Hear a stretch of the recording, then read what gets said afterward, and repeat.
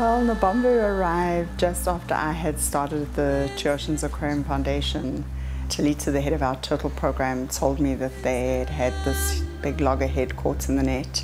Who knows how long she was entangled for. That net weighed the same amount as she did, 50 kilograms. And so there's a huge amount of stress, and her body really struggled with that. And I went up to see her, and she was just so beautiful and clearly in distress, but just felt powerful and resilient even through that hugely stressful experience.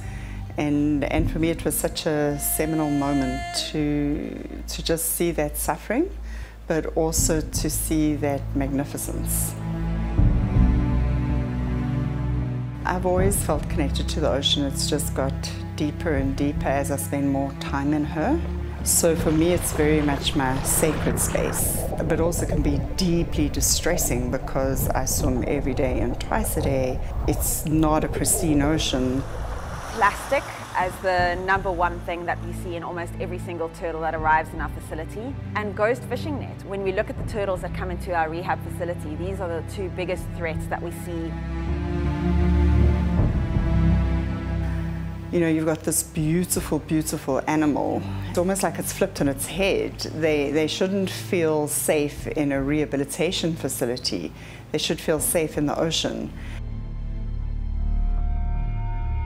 Initially, she responded really well to the treatment, but as she started to show improvement, she very quickly also started to show decline and lethargy. And then it was like the shock of, no, she's got bone infections from the wounds from the net. There was this sequestrum that was sort of stopping healing, so we had to do surgery to remove that. And then we all were thinking she's done well, she's recovering from that, just to discover that she's starting with an infection in the other elbow. For me it was just so worried about how much she was suffering. It just used to keep me up at night. There were many times when we wanted to give up as well, where there was just this why is it not working? And Nobomvu would just keep fighting and pushing through, and that was very inspiring for us.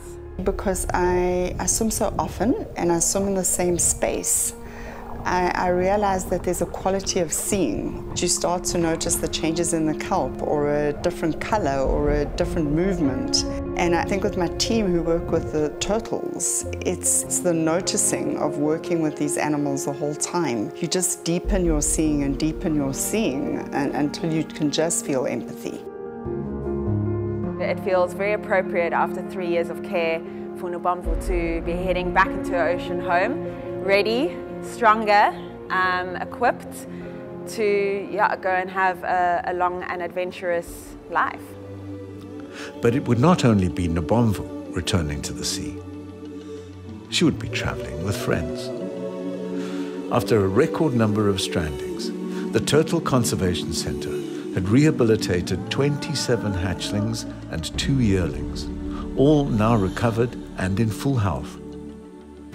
Well, turtles are a keystone species. I mean, they're indicative of ocean health and indicative of coral health, but I think it's more than that for me. It's you have a species that survived 3 extinction events that is so ancient, that has cultural significance in so many cultures, and that is under threat.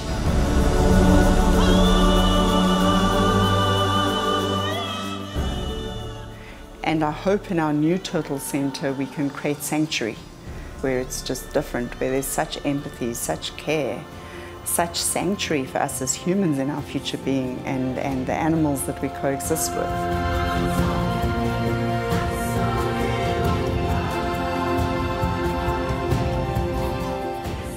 They're storytellers that have traveled forever and that are giving us a warning and a wake-up call.